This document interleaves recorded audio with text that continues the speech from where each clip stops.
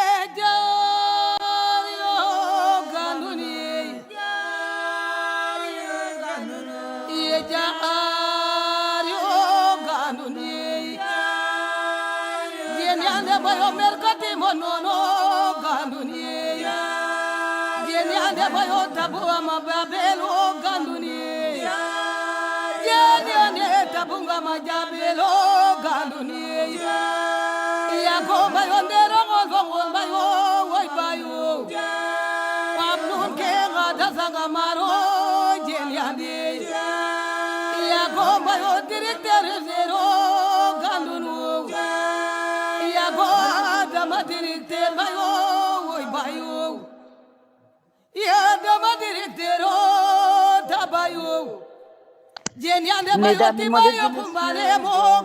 Il est midi à Los Angeles. Il fait 20h, heure de Dakar, 21h, heure de Paris. C'est notre programme qui commence, l'EKET, la Caisse de résonance africaine. L'EKET qui est aussi le mot que nous allons utiliser, l'ustensile que nous utilisons partout dans la société africaine et partout dans le monde. Je vous montrerai certains instruments. Mais aujourd'hui, spécialement, nous avons un invité de taille, un invité de marque, notre frère Chobo Alida Reling Betionomom, qui est en fait quelqu'un d'important pour nous puisqu'il est du Bénin, il est en ce moment au Bénin. Et donc, il est au niveau du Bénin et donc, il nous entend en ce moment. Je ne sais pas où sont les résonances, mais je vais peut-être sortir du micro et mettre en écoute. Alors, Monsieur Relik, est-ce que vous pouvez nous parler de vous? Est-ce que vous pouvez nous parler de vous et vous présenter? Bienvenue sur notre émission. Merci, Dame Bambou. Je me présente, René Chobo. Je suis un cinéaste béninois pluridisciplinaire. Je suis aussi un modèle photo pour des publicités ou des défilés, des réalisations de courts-métrages et longs-métrages où je peux apporter mes expériences de la scène et des tournages. Je suis aussi le fondateur de la nouvelle application Vodapele et Fairland Studio qui sera disponible mi-2022 pour la distribution des films africains, des films des histoires africaines et autres. Voilà. Alors, merci, Monsieur Relig. Je ne sais pas si c'est togolais ou béninois, mais si je dis Sobedo. Ça, je suis 100% béninois. Alors, il a répondu, je dis comment allez-vous? Il a répondu je vais bien, hein, enfant, Sobedo, Joiso. Et parce qu'en fait, pourquoi au Sénégal aussi, nous avons une communauté internationale. Je ne sais pas s'il y a un bruit de fond de votre côté, Monsieur Relic, parce qu'on entend un petit bruit de fond. Il faudrait peut-être que vous mettiez le micro de votre téléphone directement sur votre oreille pour qu'on n'entende plus les bruits de fond. Merci beaucoup. Il y a une forte communauté béninoise. Nous, on a grandi avec des Béninois. Je parlais d'une chanson aujourd'hui qu'on écoutait avec notre frère, la famille Akondé de Gorée. Je salue au passage tous les amis goréens, tous les amis béninois partout dans le monde, ceux que je connais, les Agbotons et tous ceux-là qui sont là, les Togolais béninois, Lawson aussi de l'autre côté. Et on chantait cette chanson, la Jomido. Jomido naïhwe, on ne connaissait pas les paroles, hein, mais on dansait de la même façon.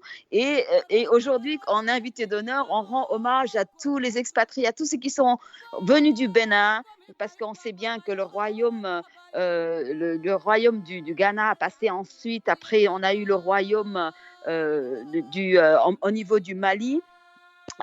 Donc, tous ces royaumes-là étaient unis les uns avec les autres. Il n'y avait pas de séparation. Alors, pourquoi aujourd'hui je vous invite? Parce que vous êtes spécial pour nous aujourd'hui, puisque vous êtes votre film que j'ai eu à connaître en ligne retrace quelque chose de vraiment important pour nous, Africains. Est-ce que vous pouvez nous parler en détail de ce film et nous dire pourquoi vous l'avez fait? Merci pour la parole. La canne du roi La Canne de Roi, c'est un film identitaire qui traverse les frontières du réel et nous plonge dans la lutte au pouvoir dans le royaume de Dahomey, l'actuel Bénin, avec une récade que détenait un roi requin qui s'appelait en notre temps le roi Béhanzin, qui maintenait la paix et l'équilibre dans ce royaume. Et cette récade a été retrouvée par deux jeunes débrouillards qui se font téléporter dans le passé pour ramener cet artefact du XVIIe siècle retrouvé au XXIe siècle. Et ce conte onirique qui fait vivre l'origine des Minans, nos mères. Quand on dit Minans, ça signifie chez nous les Agodi. Et les Agodi, ça signifie les Amazones en langue française. Pour parler un peu de l'origine des Amazones qui retrace un peu dans l'histoire, c'est de la part de la reine Tassi. C'est elle qui a été la fondatrice, la créatrice des Amazones. Maintenant, merci. J'ai réalisé la Canne de Roi parce que j'ai compris que dans le monde entier, les histoires de l'Afrique que je lisais, les films qui sont réalisés sur Dahomey, parce que Dahomey, c'est l'actuel Bénin. Dans les films qui sont réalisés sur l'actuel Bénin, l'histoire sur mes rois, tout et tout, j'ai compris que ce n'était pas la vraie version de l'histoire. Et comme Enada disait, si on pouvait écouter au moins la version des lions et non la version des chasseurs, on aurait appris la vraie version de l'histoire. Donc j'ai promis, en tout cas pour moi-même d'abord, j'ai promis à tous les Africains que je vais développer d'après ma façon. Et ce sera d'après le cinéma, la science-fiction, où je vais essayer de réécrire l'histoire africaine, même si ce sera un peu juste modifié pour donner un film. Je vais les réécrire. Mais ce sera une version réelle, une version exacte, et non une version qu'on nous a racontée. Voilà en fait. Merci pour ces précisions. Oui, je suis en fait sur la même optique que vous. Je découvre pareil que vous, je découvre pas aujourd'hui. Ça date d'il y a bien des années puisque j'aimais beaucoup lire des livres et je voyais des recoupages qui ne correspondaient absolument pas à ce qu'on voyait réellement dans la vie, des recoupages d'histoires racontées dans nos livres d'histoire qui nous faisaient comprendre qu'on a toujours été battus par les colons, qu'on n'a jamais rien inventé, jusqu'à ce que ces derniers temps, je dis mais si on n'a rien inventé, comment ça se fait que les musées, quand on va voir les musées internationaux, on voit que on voit beaucoup d'œuvres d'art africaines, très peu d'œuvres d'art de ces mêmes continents.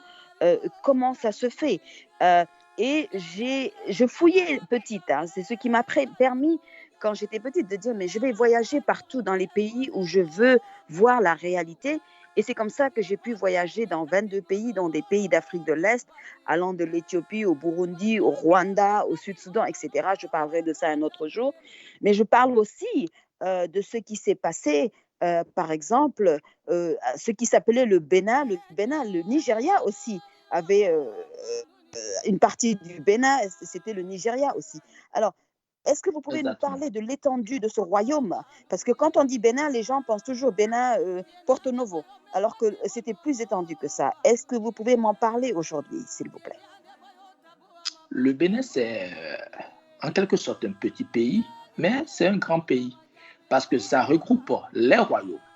Au Bénin, nous avons effectivement la capitale du Bénin qui est le Porto Novo et qui a aussi son royaume. Mais c'est toute une histoire qui a débuté avec des frères, des mêmes frères. Et ces mêmes frères, il y a ceux du fond, parce que le Dahomey se regorge du fond. Le fond, c'est la langue locale du Bénin, qui est le fond. Mais vous allez constater qu'au Bénin, on a encore le Yoruba qui se parle dans certains pays. On a le Dendi qui se parle dans certains pays. Ça, c'est le nord du Bénin, ça. Et le nord du Bénin, ça a encore un royaume qui a aussi une histoire avec ses rois. On a aussi le Mono et le Koufo qui a une petite portion du Togo. parce que le Togo, c'était le Bénin, et c'est juste que ça a été juste des batailles, sinon le Togo fait partie du Bénin. C'est pourquoi aujourd'hui, au niveau de... après Savalou, il y a un village qui s'appelle Tietin, et ça a sa frontière en commun avec le Bénin. Et on voit que cette frontière est directement une frontière un peu isolée du Togo. Voilà. Et donc, on a aussi le fon et le mina aussi. Ouais. Je me souviens que le fon aussi est une langue du Bénin ou seulement du Togo. Oui. Le mina qui est appelé l'adja chez nous. L'adja chez nous. Donc, l'adja, c'est pratiquement 98% de la langue togolaise. C'est extraordinaire, ces langues. Et aussi, vous avez abordé le sujet qu'on n'aborde jamais justement en Afrique. On n'aborde jamais dans nos cours d'histoire, jamais dans nos cours de géographie. C'est l'histoire des reines africaines qui ont résisté à la colonisation et à l'esclavage. Alors qu'elles étaient jeunes, elles avaient dans les 13, 14, 15, 16 ans. Et une des reines dont je voudrais que vous parliez, qu'on ne connaît pas au Sénégal. Je dis encore une fois, très peu de personnes connaissent cette reine au Sénégal, qui est la reine Tassi Angbe. Et c'est une reine oubliée aujourd'hui. Est-ce que vous pouvez me parler de la reine Tassi, s'il vous plaît? La reine Angbe Tassi, c'est la reine qui a révolutionné, je veux dire. C'est-à-dire, elle a pris son royaume, elle a pris plutôt sa règne dans le royaume de Dahomey de 1708 à 1711 et succède à son frère jumeau Akaba. Peu de choses sont connues sur elle car elle a été largement effacée de l'histoire officielle de Dahomey. La plupart des connaissances à travers différentes histoires orales, parce que beaucoup de personnes n'en parlent pas de cette reine, parce qu'au Dahomey avant, on refuse à ce qu'une femme prenne le règne d'un trône ici à Dahomey. Mais elle l'avait fait parce qu'il y a l'un de ses frères qui a été tué sur un champ de bataille à Abeokuta. Abeokuta, c'est la petite portion du Bénin qui est au Nigeria. Donc, c'est une reine qui a formé parce qu'elle se disait, mais pourquoi on ne donne pas la place à la femme dans la société? Alors que la femme peut faire aussi 99,5% de ce que l'homme peut faire. Pourquoi ne donnons pas au moins une place importante à la femme dans la société? Elle a vu qu'il y a des soldats dans le royaume. Mais ces soldats au champ de bataille parfois sont inefficaces à certains niveaux.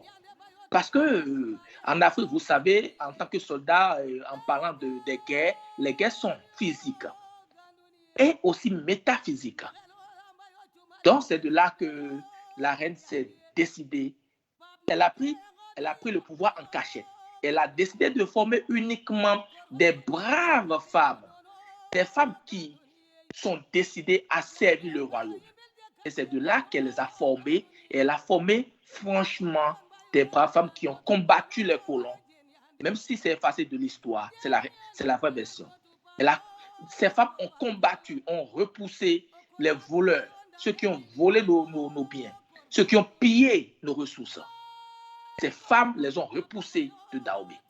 Ces femmes ont servi jusqu'à servir aussi sous le règne du roi Béhanzin, le plus puissant du roi de Dahomey. Donc voilà en fait une partie de son histoire. Mais c'est extraordinaire parce que justement, le roi Béhanzin, il a été en exil. Mais dans votre film, vous racontez un peu, il y a une des Amazones. Malheureusement, on ne pourra pas la voir aujourd'hui, Miss Willette Karlansou, qui a été le premier prix du festival d'Abuja au Nigeria. Et elle a été vraiment applaudie et vraiment on lui a rendu hommage par rapport à son rôle. Puisqu'elle n'est pas là aujourd'hui, est-ce que vous pouvez parler d'elle, nous expliquer un peu qui elle est? Une autre fois, je ferai une plateforme spécialement avec toutes ces femmes. Et puisque vous êtes là aujourd'hui, alors Madame Willette Karlansou, qu'est-ce qu'on peut savoir d'elle? Exact. Willette Karlansou est une jeune femme béninoise de la trentaine.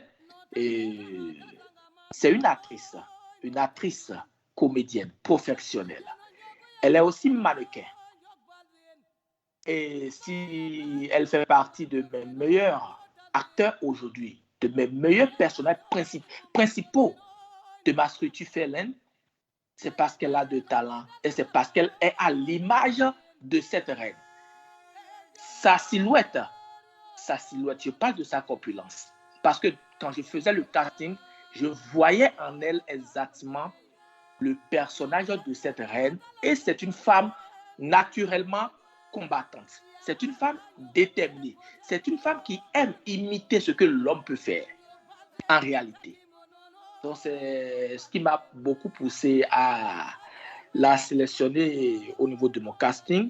Et j'ai essayé aussi de la signer dans ma structure parce qu'elle fait partie des personnages qui ont plus d'histoire dans mes scénarios et que j'ai construit sa bannière pour la mettre devant aussi dans la bannière. Donc, ce que je peux dire encore sur 3 modèles, elle est brave, elle est une femme déterminée et elle est très très gentille de plus. Voilà. Merci beaucoup, je suis ravie d'entendre ça. C'est un plaisir de vous parler, d'apprendre de vous. Il y a aussi une surprise que nous allons vous faire. Alors, à la régie, nous avons une musique. Nous allons mettre une musique parce que nous allons parler de vous encore une fois. Régie, si vous pouviez nous mettre un extrait de la musique que vous avez reçue. Vous écoutez Sunuker Radio.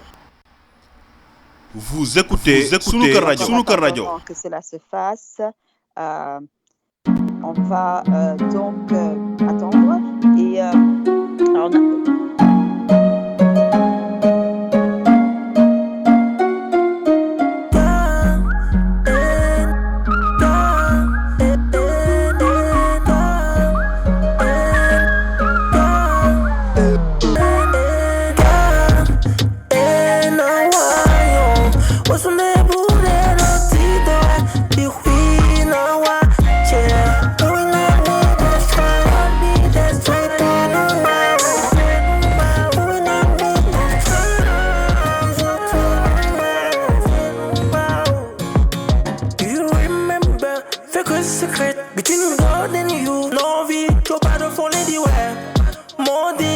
seront ta réussite.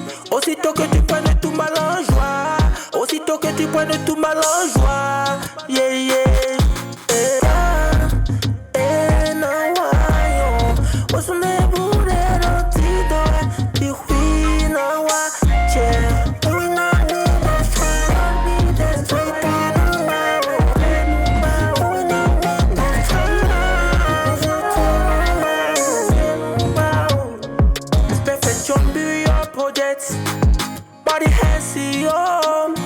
Tu seras l'être le plus heureux sur terre. God has already give your all.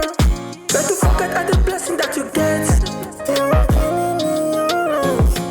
Le plus grand miracle.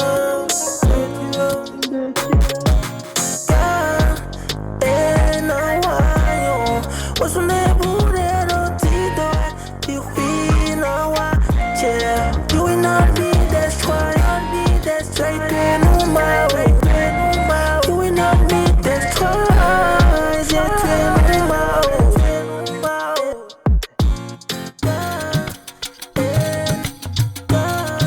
Alors, voilà cette musique que nous écoutons là en ce moment et de notre ami, de notre invité, Monsieur Réli, qui est aussi un musicien. Hein. Je ne sais pas s'il est danseur, je sais qu'il est musicien, je sais qu'il est acteur, je sais qu'il fait aussi des films, il est producteur de films. Ne manquez pas de nous contacter par rapport à son film, qui sera d'ailleurs dans les salles de cinéma.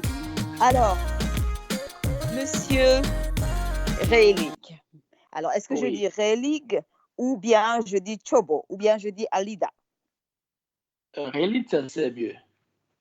Monsieur Rélig. Mais merci, vous voyez, on vous a fait cette surprise. Je vous ai entendu chanter. Merci à la régie de nous avoir offert ce morceau. est-ce que vous pouviez nous parler aussi de votre côté musical? Parce que vous avez à peu près quelques albums qui sont sortis en ce moment. Oui, en tout cas, actuellement, j'ai 11 titres. Et puis, je vais sortir mon album d'ici mars 2022, selon ma maison de production. Donc, je chante très bien, c'est-à-dire, j'aime chanter, j'ai pris la musique comme ma seconde passion. À part le cinéma, j'aime faire la musique, j'aime chanter.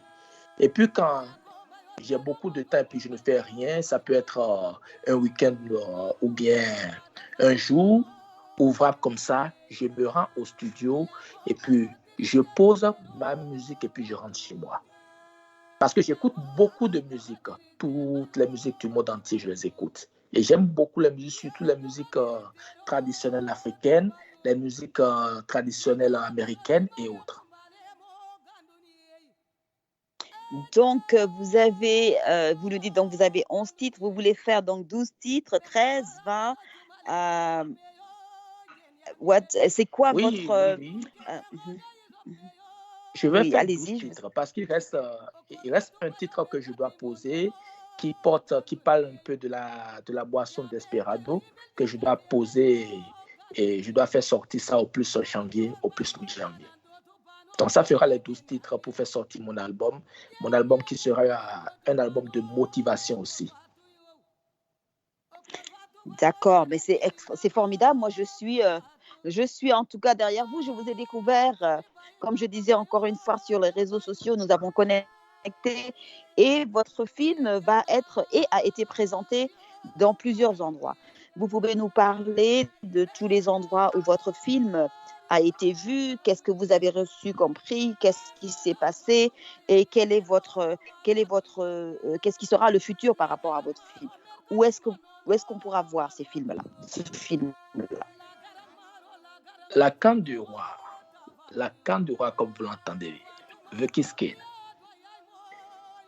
ça a été projeté en avant-première au Bénin, dans la ville de Cotonou, dans la plus grande salle du Canal Olympia à Ologede, le 14 mai 2021. Et ça a été une joie pour moi parce que la salle était presque remplie et il y a aussi les autorités qui étaient présentes. Et beaucoup ont parlé de ce film ce jour-là parce que ça révèle le Bénin et puis ça a changé le visage du cinéma béninois. Le 2 juillet 2021, mon film a été projeté en seconde avant-première à Dunkerque, dans l'auditorium Hall Le Sucre. Et ça a été parrainé par le grand sénateur du Nord, M. Jean-Pierre Decool. Après ça, le 7 octobre, j'ai participé au festival panafricain de Montpellier, le 7 octobre. Le nom du festival, c'est Africat, qui est présidé par M. Valère Ounayon. J'ai participé à ce festival et mon film a été projeté dans la matinée du 10 octobre à 10h du matin. Après ça, le film, parce que c'est la première édition du festival, il n'y a pas de prix. On a juste eu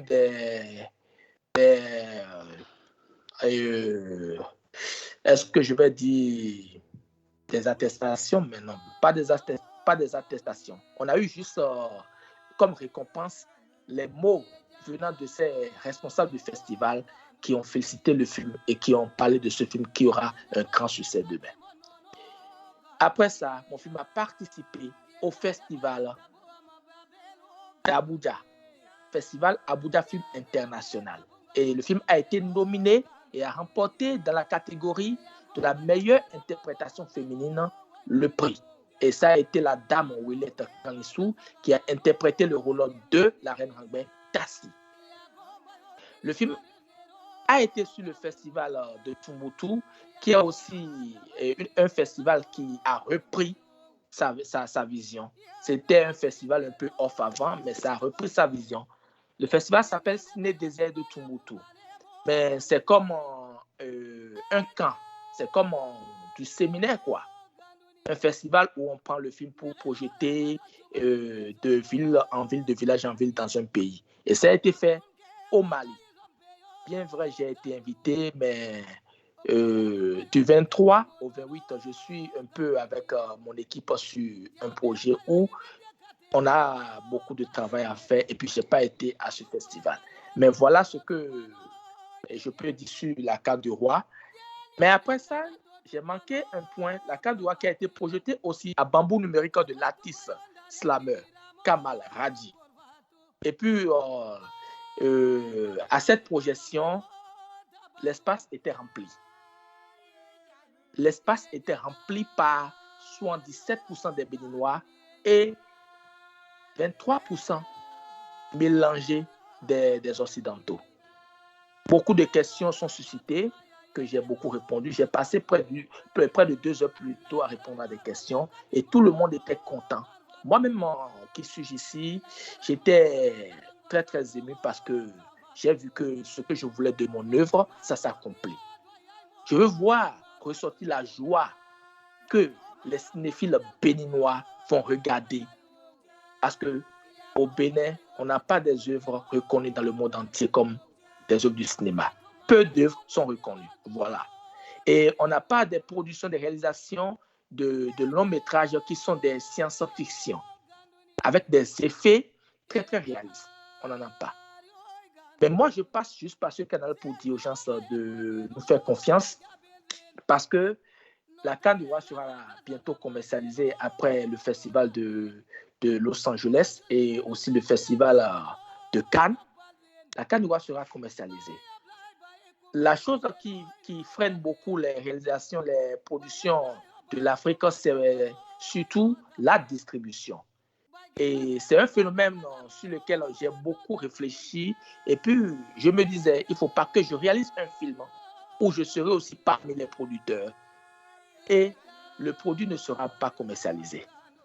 Donc, j'ai dit, bon, comme c'est un monde qui a parfois aussi besoin de sa politique, j'ai créé ensuite l'application dont je vous parlais, qui va uniquement faire la distribution de tous les films africains, sans exception.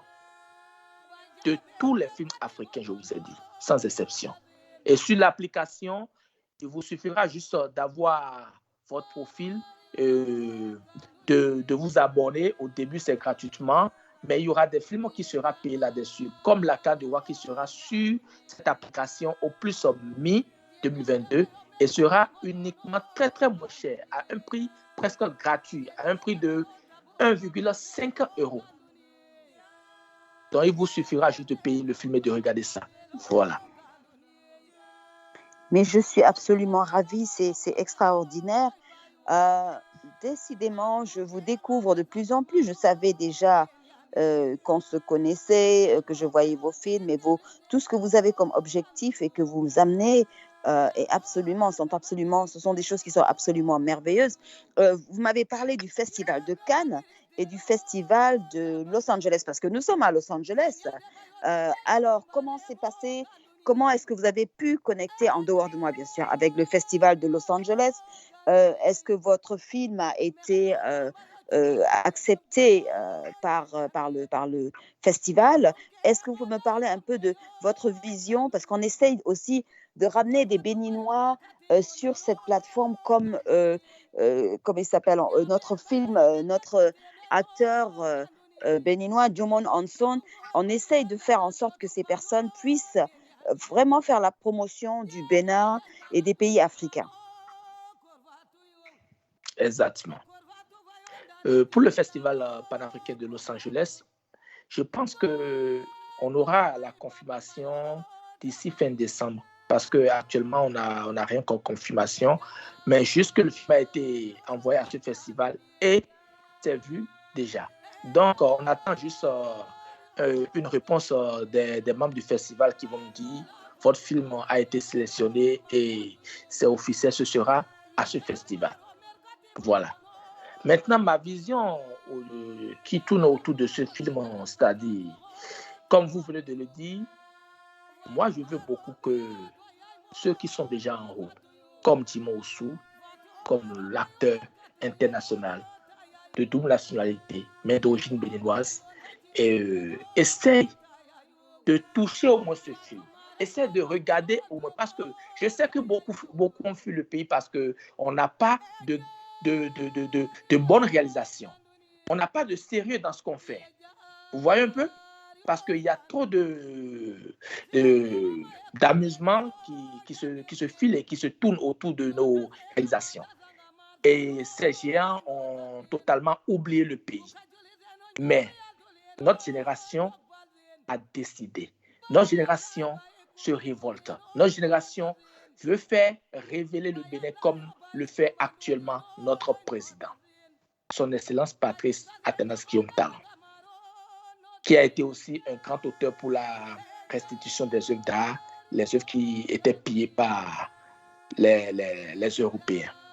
Donc, moi, j'aurais besoin juste qu'il y a une connexion entre les Béninois qui sont déjà à Hollywood, ou bien les Béninois qui sont déjà connectés avec Marvel.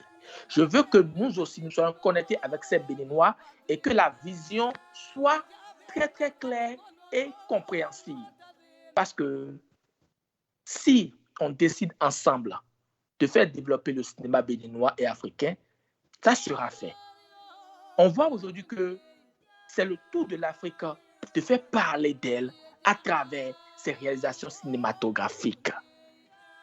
On sait bien qu'on n'est pas totalement aidé, surtout au niveau du gouvernement. C'est parce que le gouvernement aussi a un peu peur.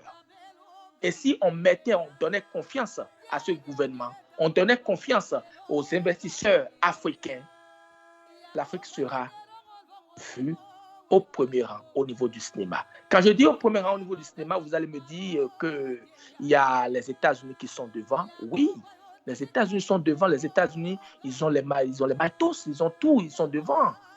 Mais actuellement, au niveau des scénarios, c'est le tour de l'Afrique. Parce que les histoires africaines ne sont pas encore connues. Mais au niveau de l'Europe ou bien des États-Unis, leurs histoires sont déjà racontées. Leurs histoires sont déjà connues. On a déjà regardé ces films-là. Mais l'histoire de l'Afrique n'est pas encore connue. Raison pour laquelle je vous dis, si les investisseurs africains ou ceux Européens ou Américains qui pensent développer, qui pensent vouloir aider les Africains à se développer et non aider les Africains à se regresser, ceux-là aussi peuvent nous faire confiance et investir.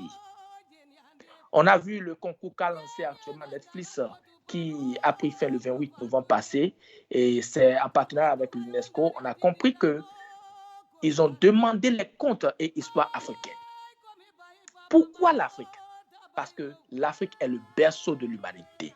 L'Afrique est la racine. L'Afrique est l'arbre généalogique de tout humain sur la terre. Et nous avons notre histoire qui doit être racontée. Et ça déjà, ça fait un développement économique et aussi culturel du continent. Voilà. Mais moi, je vous écoute avec passion. Vous avez abordé un sujet qui me tient à cœur, dont j'ai parlé au début. C'est le vol des objets d'art africains dont on ne parle pas souvent, parce qu'on nous a souvent dit que l'Africain n'a rien inventé, que l'Africain n'est pas entré dans l'histoire. C'est quelque chose qu'on a entendu de certains présidents. Moi, je sais qu'on a toujours les vestiges de cette muraille du Bénin qui est même plus vieille que la muraille de Chine, qui était la citadelle du Bénin au Nigeria, qui a été détruite par les Anglais. Nous avons aussi le calendrier. Oui, nous avons aussi le calendrier d'Adam qui existe encore en Afrique du Sud, qui a 75 000 ans et plus. Et on retrouve ce même calendrier d'ailleurs. Voilà. On retrouve ce même calendrier aussi en Gambie. Nos amis sénégalais et gambiens ne sont peut-être pas au courant. Le calendrier d'Adam qui est mensuel, qui nous montre le calendrier mensuel et solaire, qui est basé sur l'astrologie, il a 5000 ans de plus. On le trouve, comme je disais encore une fois, en Gambie, et on trouve celui en Égypte qui date de 7000 ans. Ce sont les mêmes calendriers. Alors, parlez-moi de ces objets d'art qui ont disparu, qu'on a retrouvés en Europe et qu'on est en train de nous restituer en petite quantité, parce que je sais qu'il existe peut-être 29 000 à 90 000 œuvres qui sont encore dans les musées en France. et on nous a restitué juste combien? 29, 26, je ne sais même plus. 26 qui sont restitués pour le Bénin, mais le président ne lâche pas. Mon président ne lâche pas parce qu'il court derrière pour reprendre tout le reste. Parce que les œuvres d'art qui sont pillées, c'est nos âmes. C'est nos âmes. C'est l'œuvre de nos ancêtres qui représente nous actuels. Nous sommes délaissés de notre histoire. On dit que l'Afrique n'a rien créé, n'a rien inventé. Mais c'est faux. Moi, j'avais appris au cours primaire le système scolaire que les Blancs, que les colons nous ont imposé, nous apprend que l'esclavage, la traite transatlantique, le commerce triangulaire, le commerce des Noirs qu'on connaît, a débuté suite à la vente, d'accord, a débuté suite à la vente de nos grands frères aux Blancs, mais en échange des produits premiers tels que les verres, les verroteries, les képeignes, les colliers et les verres. Les pipes, les colliers en verre. Les colliers, oui. Les miroirs, etc. Des verroteries, comme il disait. Quand vous voyez ce que, d'abord, je parle en première position du Bénin, parce que les œuvres du Bénin, je les ai vues. Je les ai vues de mes propres qualités au musée Branly. Maintenant, vous voyez ces œuvres qui ont de l'esthétique, qui brillent plus que l'or, qui ont de l'esthétique. Il y a de la création dedans. Vous allez me dire que moi, mes ancêtres vont échanger des humains comme eux pour prendre des peignes, des miroirs, mais c'est faux. Ça, je ne suis pas d'accord. Ben, absolument, puisque en plus, vous vous souvenez bien, l'or qui aujourd'hui est comment on appelle? Oui, yes. On peut faire la pause pour la musique et on reviendra sur le sujet. Merci Yawar de me le rappeler. Merci beaucoup. Vous écoutez Sunuker Radio. Vous écoutez Sunuker Radio. Donc, nous allons observer une autre pause musicale.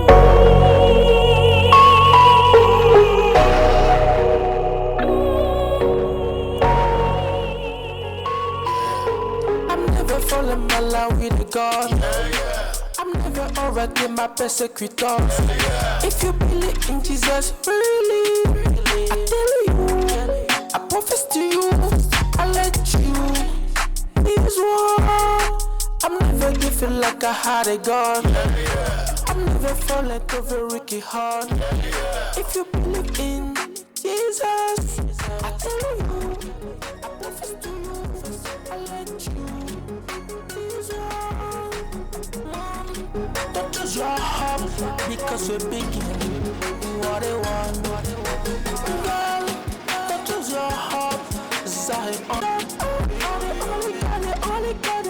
God.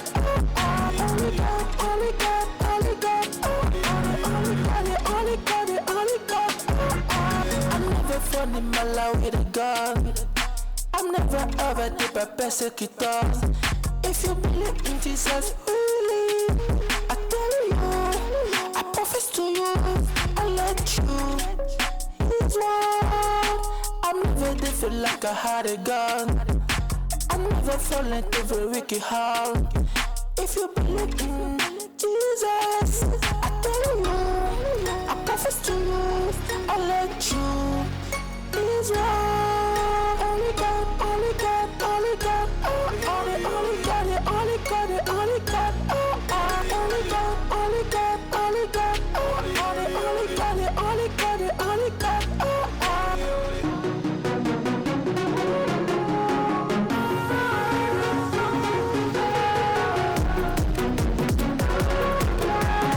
Merci. Ben, écoutez, on a entendu une autre version de la musique de notre frère Vélig. Et je parlais tout à l'heure aussi par rapport au Ghana, qui était le même royaume, Ghana, l'Empire du Mali et le Ghana, où le mausolée du roi Batama à Kumasi, c'était le mausolée où les rois étaient inhumés. Il a été détruit par les Anglais le 20 janvier 1896. Et c'est quelqu'un qui va vous surprendre, c'est le major Robert Baden-Powell. le fondateur du scoutisme, qui a détruit ce mausolée à coups d'explosifs. Donc, on a une photo qui a été prise le 8 février 1896 et les objets d'art aussi ont été pris de là-bas. On sait aussi que le Ghana, comme le Bénin, ont des tambours majors, des tambours royaux qu'on retrouve aussi au Burundi, que j'ai vu moi-même. Il y a les mêmes tambours très hauts, des danseurs royaux. Donc, on parlait de ces objets d'art qui ont disparu. Nous aussi, on a eu la même chose, hein, où on nous a renvoyé, soi-disant, un sabre qui appartenait à un de nos rois et qui, en fait, ne correspondait absolument pas à son sabre. Les œuvres d'art prises en Égypte. Alors, comment pouvons-nous faire, nous, pour apprendre à nos enfants et restituer l'histoire de nos pays qui ne sont pas, encore une fois, racontés au niveau de nos livres d'histoire, pas racontés en géographie, pas racontés par nos historiens.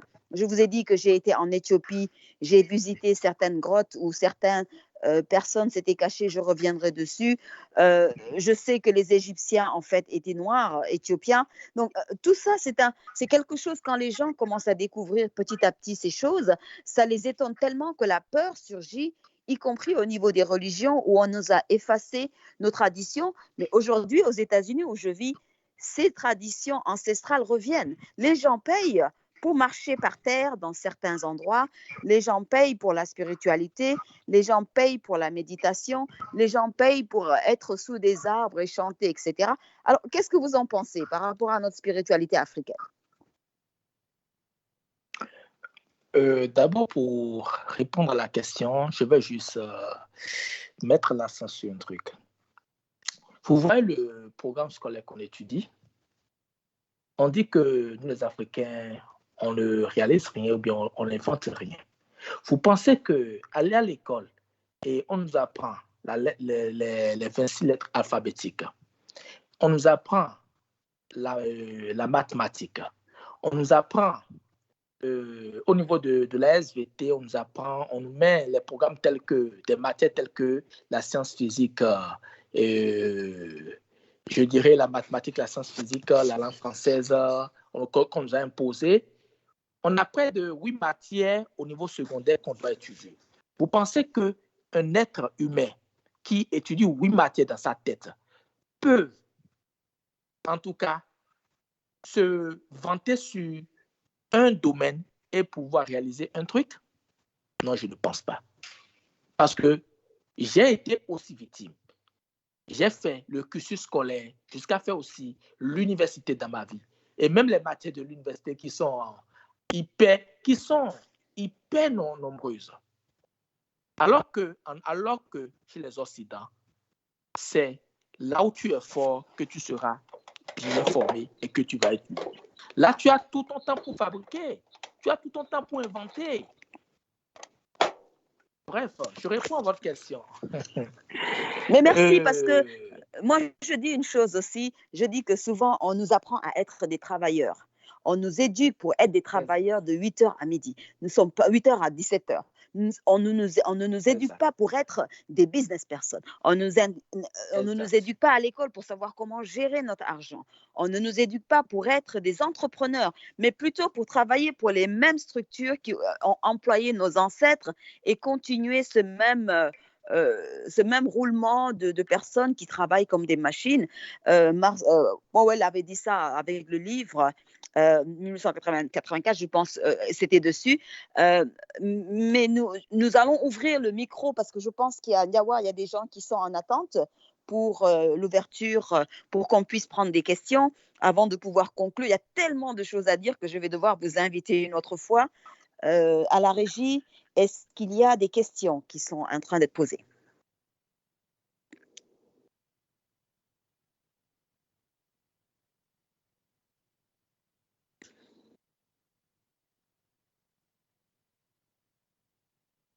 Régie, Monsieur Ndiawar, est-ce qu'il y a des appels pour les questions?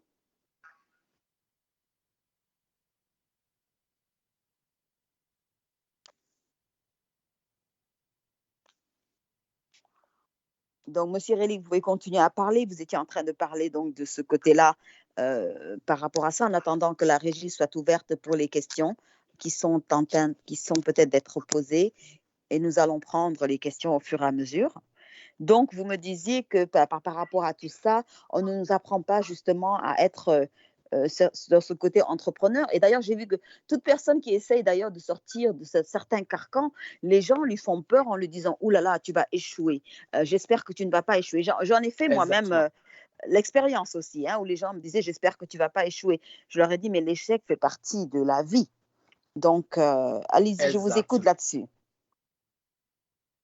Donc, on dit que l'Afrique s'est endettée vis-à-vis de l'Europe. Alors que l'Afrique est le berceau de l'humanité, l'Afrique regorge de toutes les ressources. C'est de l'Afrique que tout ce que les Européens peuvent utiliser aujourd'hui s'acquitte. Mais comment se fait-il que nous, les Africains, nous soyons toujours endettés envers l'Europe? Des dettes qui ne finissent jamais. Trop de choses quand même. Mais vous étiez sur une question, si vous me le permettez, rappelez-moi la dernière phase de la question qui s'est basée un peu sur la spiritualité. Alors, moi, je disais qu'aujourd'hui, les gens payent par rapport à la spiritualité ici, dans les pays européens, alors qu'on nous disait que nos cultures, nos religions, nos croyances étaient mauvaises. Il a fallu tout effacer, ils ont diabolisé nos croyances. Mais aujourd'hui, partout où je vais, moi, où je voyage dans les pays européens, on va parler aussi de la collaboration, comment on peut faire pour sortir de ça sans pour autant être amer et cette amertume. Je vois les gens me parler de spiritualité. Les gens m'invitent pour me dire oui, on va t'inviter pour que tu connaisses les 7 chakras, on va t'inviter pour que tu apprennes la méditation, etc. Parce qu'on ne l'apprend pas. Je sais que, par exemple, si j'avais été dans ce pays-là en tant qu'enfant, on m'aurait dit que je suis hyper... Mon cerveau travaille très vite, je suis gauchère, que je suis hyperactive, on m'aurait mis sous traitement. Et je me suis rendu compte que, heureusement, mes parents me laissaient faire ce que je voulais d'une certaine façon.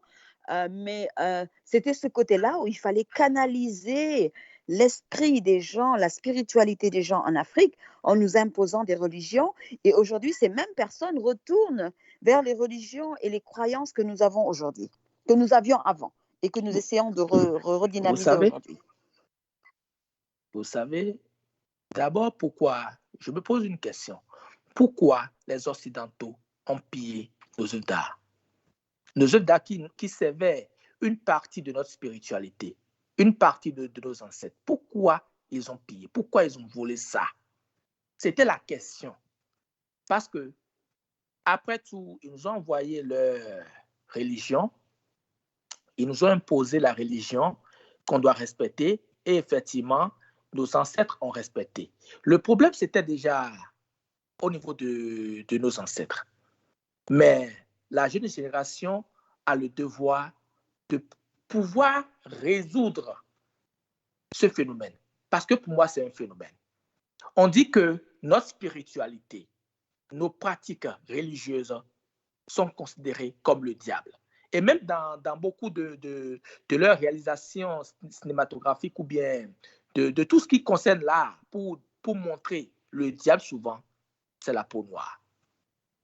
Dans toute chose, c'est la peau noire. Et le Dieu a toujours une peau blanche. Des questions qui devraient susciter nos mémoires. Parce que l'Afrique, comme je vous l'ai dit, est le berceau de l'humanité, est le continent qui a plus de paix que tout continent sur cette terre. Et si, effectivement, nous sommes un continent qui est à l'image du diable, comme la langue française l'a appelé, mais pourquoi nous sommes si en paix et nous sommes en même temps les chouchous du Père éternel? Parce qu'il y a un Dieu, il y a effectivement un créateur. Mais personne n'a le droit de juger la religion de l'autre pour dire que c'est la religion du mal. Si effectivement c'était une religion du mal, pourquoi nos ancêtres les pratiquaient? Donc vous allez me dire aujourd'hui que selon la mythe occidentale, en disant le paradis et l'enfer, vous allez me dire aujourd'hui que mes ancêtres iront en enfer? Mais non, vous avez tort. Ça, là, je vous le dis clairement. Ici, chez nous au Bénin, que même le monde entier connaît très bien le Bénin, et on dit que le Bénin est le pays vaudou, le pays le plus puissant en matière de vaudou. Et le vaudou, ce n'est pas de la sorcellerie. Le vaudou, ce n'est pas un truc si mauvais. Le vaudou, en fait, c'est la religion de chez nous. Comme on voit en Inde leur religion à part, ou en Chine leur religion à part. C'est ça notre religion. Mais les messieurs blancs nous ont détourné la tête et nous ont fait croire que ce n'est pas une bonne religion. Et nous, on va implorer l'ancêtre, on va implorer leurs ancêtres et laisser nous nos ancêtres. Moi, j'ai vu beaucoup d'histoires sur les rois de l'Afrique et j'ai vu que beaucoup de rois ont réalisé des exploits que je vais même appeler des exploits éternels. Vous voyez? Oui, je vous entends, oui, tout à fait. Mais écoutez, vous savez ce qui est le plus drôle? Les religions indiennes découlent de l'Afrique. Ce sont tous ces dieux et déesses indiens viennent de l'Afrique. Et on leur permet de faire ça. Et effectivement, moi, je peux vous dire que les prières marchent. Ça vient, ces représentations des dieux et déesses viennent d'Égypte. L'Égypte qui est en Afrique, parce que certains croient que l'Égypte, ça ne fait pas partie de l'Afrique. L'Égypte est sur le continent indien, alors que l'Égypte et l'Éthiopie, c'était le même pays. Nous avons aussi cette spiritualité, on le dit, le jardin d'Éden, c'est ailleurs. Mais regardez bien, l'Afrique s'appelait Al-Kabulan. Al-Kabulan, c'est le royaume, the land of the black, le royaume des hommes éclairés. Et si vous regardez bien, c'est le seul continent où il y a autant d'animaux encore, autant de diversité, autant d'arbres, autant de biens, autant de ressources, autant de rivières. Donc, c'est à nous de nous réveiller et d'apprendre par rapport à nous, d'apprendre ce qu'est ce continent, d'apprendre et donc, en fonction de ce que nous allons pouvoir faire, c'est de réveiller les consciences. Moi, je suis pour réveiller les consciences. C'est pour ça que justement, quand notre frère Ndiawar, qui est pareil, Ndiawar Diop, qui est un historien qui connaît bien le Sénégal, a monté cette radio et m'a demandé, écoute, est-ce qu'on peut faire quelque chose? J'ai dit oui, il faut que notre voix puisse porter. Que nous puissions exprimer ce que nous savons, que nous puissions inviter des personnes qui vont nous parler. Donc voilà, je vous laisse le dernier mot. Il nous reste 4 minutes sur l'émission. Il n'y a pas de questions. Les questions viendront sûrement sur les chats de Facebook, etc. Et donc, qu'est-ce que vous pouvez nous dire en conclusion? Qu'est-ce que nous devons faire pour sortir de cet état, puisque toute personne aussi qui vient africaine, qui vient comme président, qui vient comme leader, et si vous remarquez bien, est éliminée parce qu'elle ne correspond pas à ce que certaines personnes cherchent. Alors, c'est quoi votre idée du futur? Mon mot de fin pour la génération future, d'abord, La Canne du Roi, qui est un film que, comme je le dis, identitaire, va inspirer beaucoup qui vont le regarder parce qu'on a donné place à la tradition. On a beaucoup donné place à la tradition parce qu'il faut juste permettre, si on veut de changement, il faut juste permettre à notre génération future de connaître notre histoire, à nos enfants de connaître d'abord leurs histoires. Les enfants se fient trop déjà avec les héros des Blancs.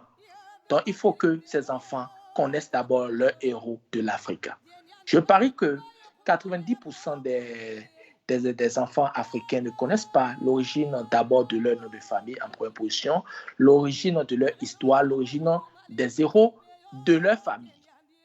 Donc, si on va faire des trucs que le monde là change, le monde là se change et puis l'Afrique peut prendre l'Afrique peut dominer, l'Afrique peut avoir sa place dans le monde entier et qu'on oublie les blablabla, il faut permettre à nous les Africains, à notre génération future, de connaître notre histoire. Donc c'est ce que je pleure actuellement.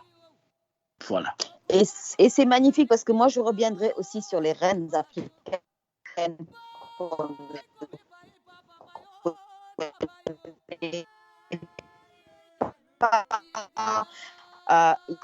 Il y a, of course, au Sénégal, on connaît Ndate Yao, on connaît aussi Lindsay Wodaka. Malheureusement, on ne connaît pas la reine Tassi, qu'on vient de découvrir. La reine Amina, la colonisation et l'invasion et surtout l'esclavage des Arabes en collaboration avec les Européens.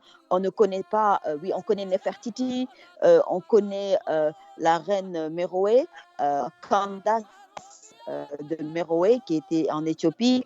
On oublie Tatul Betou qui était la femme de Meneli qui a combattu les Italiens. On a aussi la reine Zinga et la Nana aussi du Ghana qu'on croit après avoir été déportée comme la Miss Weasley qui était la première femme écrivain noire qui a été déportée du Sénégal. Il y a aussi Anta Madické Ndiaye qui était Anna Kingsley, l'arrière-grand-mère de Bessie Coleman qui était la première aviatrice noire. Donc toutes ces personnes qu'on découvre au fur et à mesure qu'on ne connaît pas en Afrique, nous allons en parler. Et Ndiawar va mettre votre dernière musique si c'est possible. Sinon, on passera. Vous écoutez Sunuker Radio. D'avoir été notre invité aujourd'hui sur Sunuker.fm, basé à Los Angeles. Je vous laisse le dernier mot, mon ami. Je remercie très bien la radio.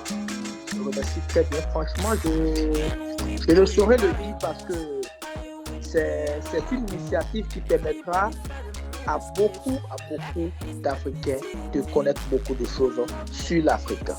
Donc, pour cela, je remercie Sunuker FM et je remercie M. Diop, je remercie Dame Bambou et pour votre professionnalisme.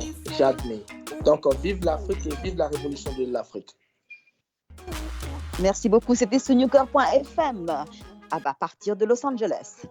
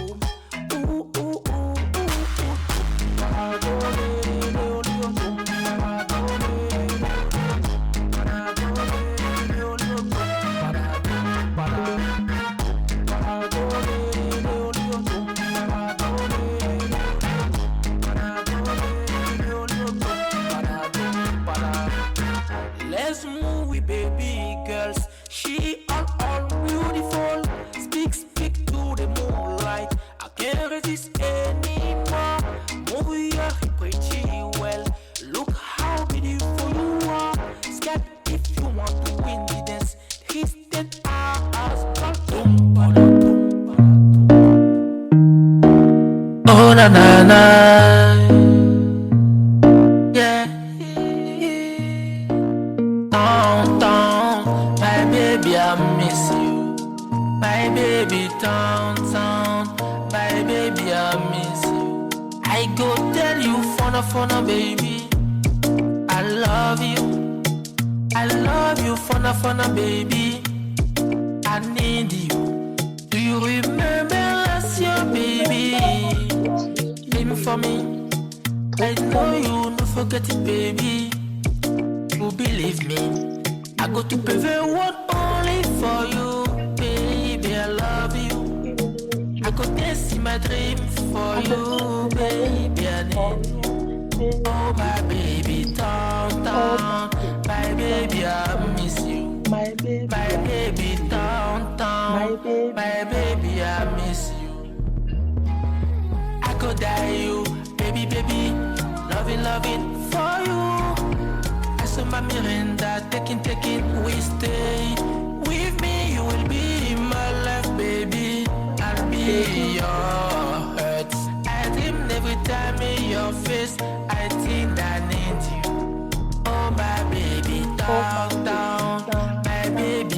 miss. My baby, I miss. My baby down, down. My baby, I miss. My baby, I miss you.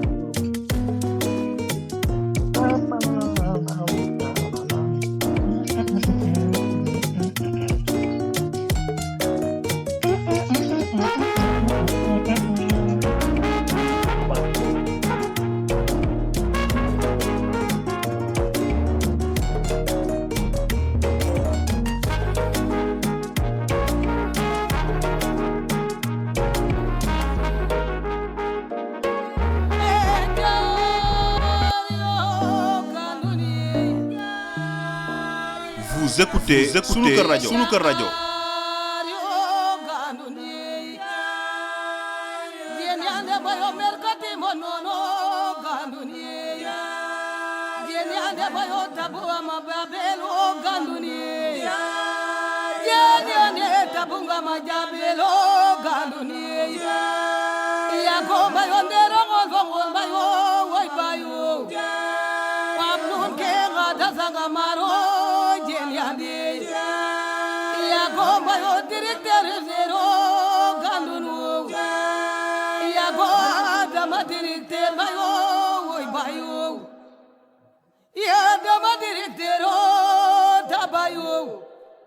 Jeniande bayoti mayo kumbale mo ganduni ejario ganduni megelo rambayo chumalin ke zompeyo jeniande pap nun ke ngoda zompeyo gandunu okorvatu bayo merkati monono ganduni jabel bayo imbil